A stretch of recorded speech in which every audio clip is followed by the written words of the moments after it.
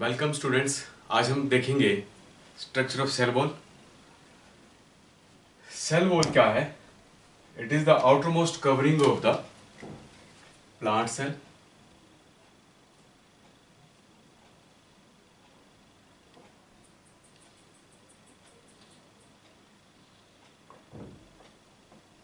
हमने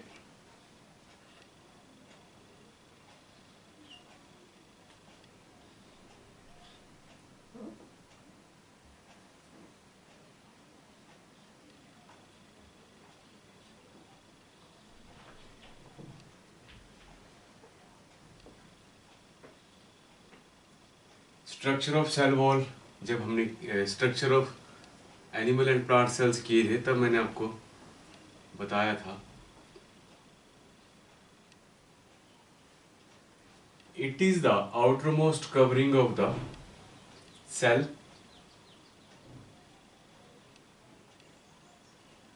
it is rigid, ये यहां से लेके यहां तक पूरी सेल वॉल है। It is rigid, non living,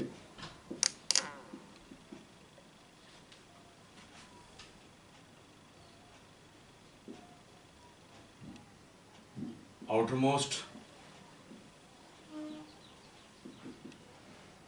covering of cell, mostly plant cells में एल्गी हैं, चाहे प्लांट्स हैं या फंजाई हैं, they also have cell walls. It is rigid, non living and outermost covering is known as cell. It provide the shape to the cell, it provide the shape and support, that is mechanical support and strength to the cell.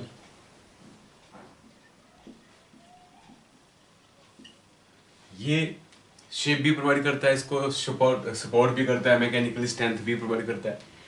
And they are lined with one cell with another cell like this. ऐसे अगर हम बात करेंगे, ये रहेंगे ऐसे ऐसे ऐसे, ये इस तरह से अलाइंड है। one cell to another cell, another cell to next cell, like this. One cell to another cell, they make their interconnections. Internally they are interconnected with other cells. They have these connections, the connections of one cell with another cells. These connections are known as plasmodesmata.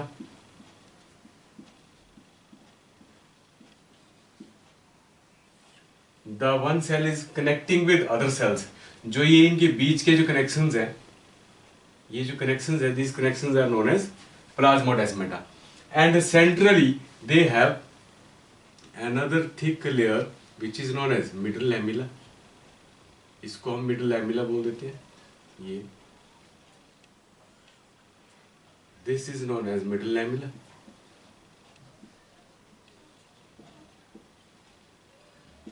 Okay, middle lamella also provide the support and it is lying in between the cell wall. Cell wall के ये बीचों बीच है and it is also connecting with other cells. दूसरे cells के साथ भी ये connected है and it protected from any kind of damage or infection. किसी भी तरह का जो डैमेज है या इन्फेक्शन है, कोई भी चीज़ यहाँ पे ऐसे एंटर नहीं कर सकती। किसी भी तरह का कोई डैमेज इसको नहीं हो सकता, उससे ये प्रोटेक्शन प्रोवाइड करता है जो सेल वॉल है। नॉन लिविंग है, ये हमें पता लग गया। And centrally it is lined with thick wall that is known as middle lamella, that is named as middle lamella.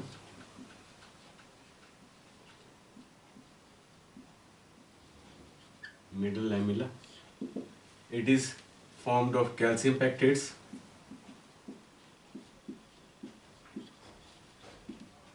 which again provided strength. इसकी वजह से इसको स्ट्रेंथ जो है वो ये प्रोवाइड करता है। कैल्शियम पैक्टेट्स होते हैं इसके अंदर, मिड लैमिला जो है वो कैल्शियम पैक्टेट की वजह से स्ट्रेंथफुल बन जाता है और ये सेल वॉल को भी स्ट्रेंथ देता है।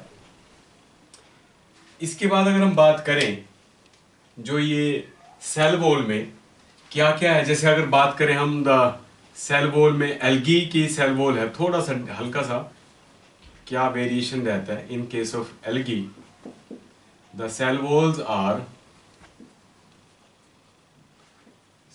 walls are composed of cellulose,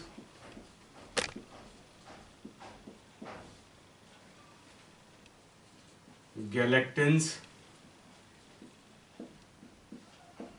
mannins,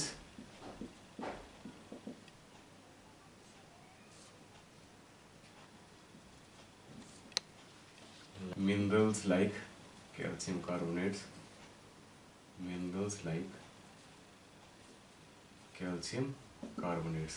they provide the strength to the cell wall of algae. algae की cell wall जो है वो इनसे बनी हुई होती है। उसके बाद अगर simply all the plant cells की बात करें तो all the plant cells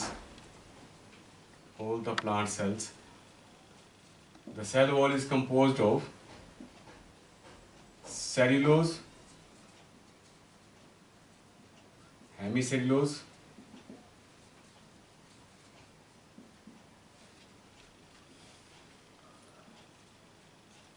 pectins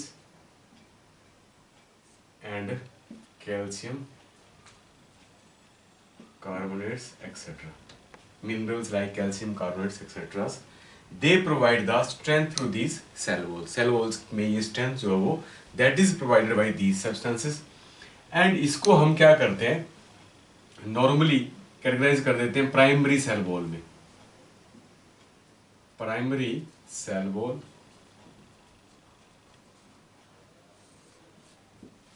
primary cell wall क्या है? प्राइमरी सेल वॉल का मतलब है जो सेल वॉल ग्रो करे, the wall which show the cell wall which show the growth.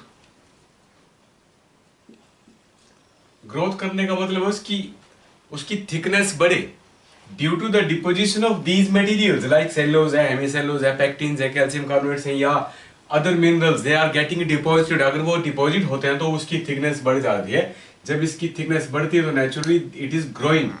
हम बात करते हैं कि primary cell wall is growing. Okay, उसकी थिकनेस बढ़ रही है and it is able to, if it is growing it is in primary structure, तो ये it also help to grow and divide. Division में भी अभी है, हेल्प कर रहे हैं ये। Okay, it help to divide the cells and if it become secondary cell wall, अगर हम बोलेंगे कि secondary cell wall है तब क्या होगा? secondary cell wall की अगर बात करेंगे तो क्या होगा? secondary cell wall it becomes mature now in case of it become secondary cell wall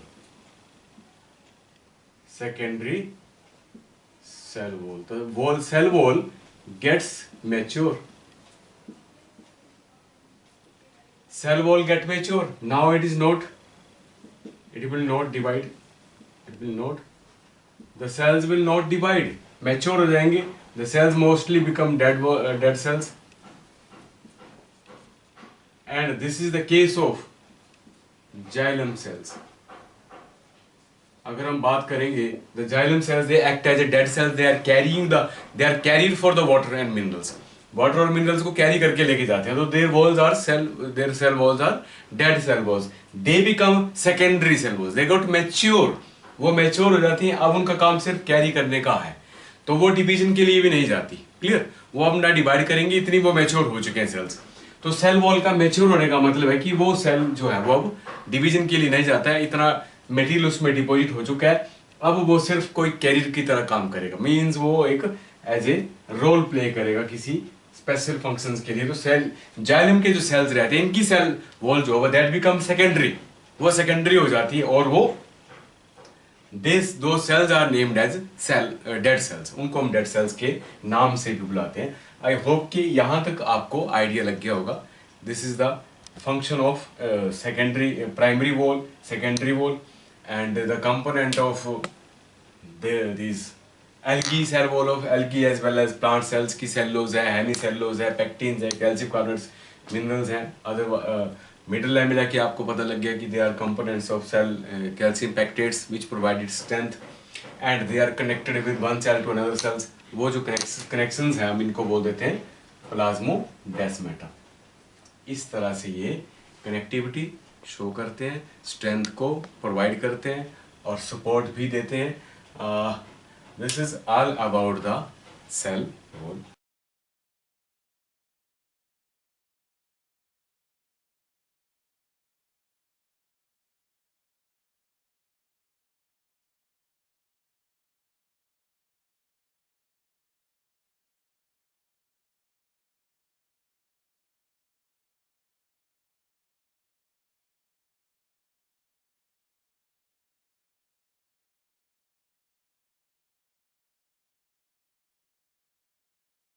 अब हम देखेंगे ribosomes. Ribosomes are granular structures, dense granular structures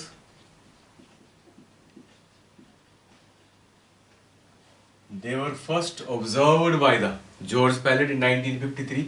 George Palade ने इनको देखा था under the electron microscope in 1953। these are dense granular structures and they are formed of proteins and they are formed of and RNA। Ribosomes are found free in the cytoplasm। They are found free in the cytoplasm and also lying on the surfaces of the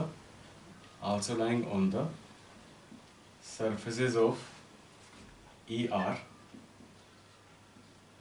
endoplasmic reticulum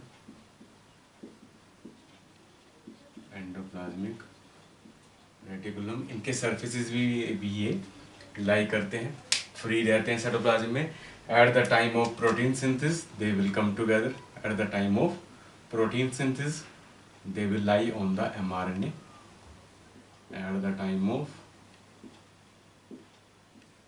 at the time of protein synthesis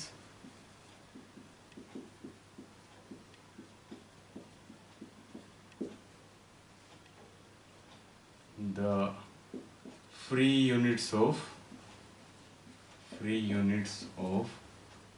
ribosome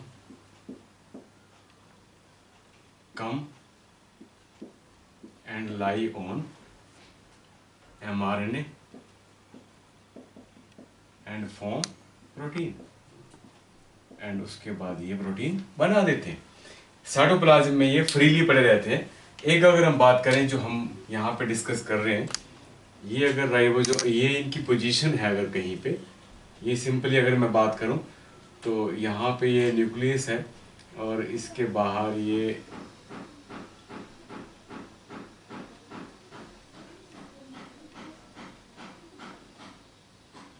ER है endoplasmic reticulum और इनके surfaces पे ये ribosomes की positions है। ये हम बात कर रहे हैं on the surfaces of ER ribosomes are located and otherwise they are found in the cytoplasm. ये साइटोप्लाज्म है और यहाँ पे ये फ्री फॉर्म में रहते हैं ऐसे। इनकी हम बात कर रहे थे। They are basically compose of RNA and proteins. अब फ्री साइटोप्लाज्म हमने ये बात कर ली। They are basically of two types. The ribosome जो है वो दो तरह के होते हैं। एक हम बात करते हैं ribosomes are of two types, ATS and 70s 80s type of ribosomes क्या है ये 80s type of ribosomes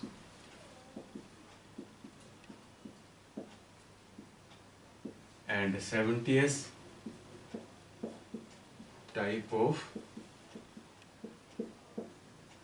ribosomes 80s type of ribosomes S यहाँ पे हम बात कर रहे हैं सेवेडबर्ग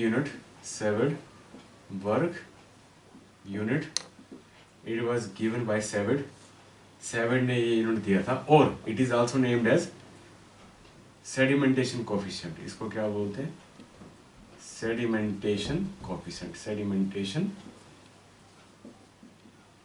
कोफिशिएंट मींस इतनी सेंट्रीफ्यूजेशन करेंगे इसकी इतनी स्पीड पे इसको अगर हम सेंट्रीफ्यूज करते हैं उस स्पीड पे ये राइबोसोम बाहर आ जाते हैं सेल से तो उसको हम बोलते हैं sedimentation coefficient and S is basically also named after the name of सेविड तो इसको हम सेविड वर्क तब बोलते हैं ई सेडिमेंटेशन कोफिशिएंट इसको एस करके हम लिखते हैं 80s जो है वो they are found in all eukaryotic cells सभी यूकैरियोटिक सेल्स में पाए जाते हैं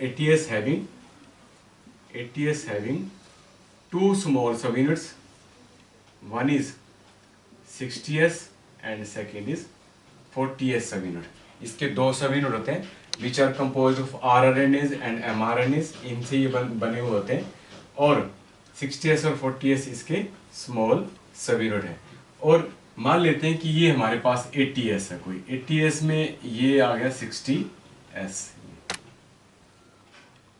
और 40s यहाँ पे मान लेते हैं कि ये है कोई they are free in the cytoplasm whenever the protein has to be synthesized जब प्रोटीन बननी होती है at that time what happens they are lying within the mRNA this is known as mRNA and it will come and join here 40s जो है वो join कर जाएगा ये अगर 40s है और ये अगर 60s है तो ये 80s के पार्ट है दोनों ऐसे ही साइटोप्लाज्म में फ्री रहते हैं और जब प्रोटीन बननी होती है they are attaching with the mRNA 60s and 40s इस तरह से आके ये ज्वाइन कर जाते हैं तो they are found in all the eukaryotic cells they do the protein synthesis mean protein synthesis का काम करते हैं ये और 70s के जो टाइप ऑफ राइबोसोम्स है they are found in all prokaryotic cells all prokaryotic cells and also in mitochondria and chloroplast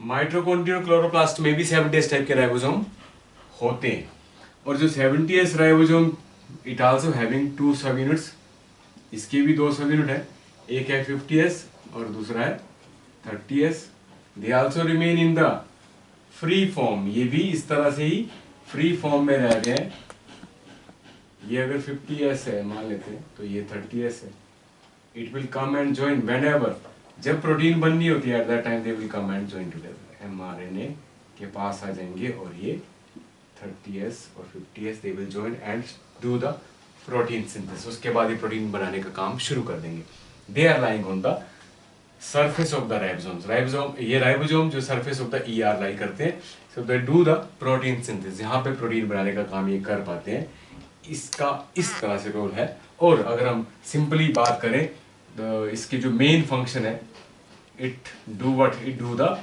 protein synthesis so they are known as these ribosomes are also known as protein factories इनको क्या बोल देते हैं हम protein factories भी बोल देते हैं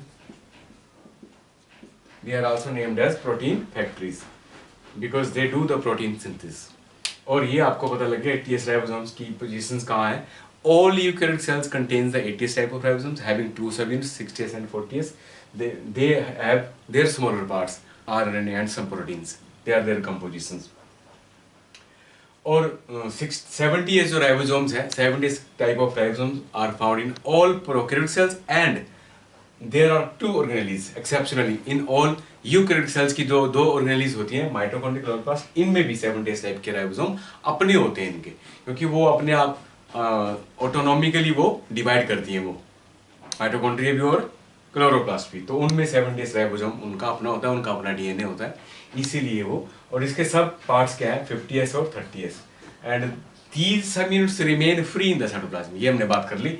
और वो कब आएंगे, जब जब प्रोटीन सिंथेसिस करनी होती है, at that time they will come and do the protein synthesis. And what are the functions, means they all do the protein synthesis and they are known as protein factories. Other name of the ribosome is also known as protein factories. I hope कि आपको ये clear पता लग गया होगा. And it is what is it? It is a organelle which is not bounded by any membrane. ये membrane less organelle है. It is not bounded by any membrane. Not bounded by any membrane. इसको किसी भी membrane ने bound नहीं किया होता है, so it is free from membrane. Clear? This is all about the ribosomes. I hope कि आपको क्लियर पता लग गया होगा। Thank you very much.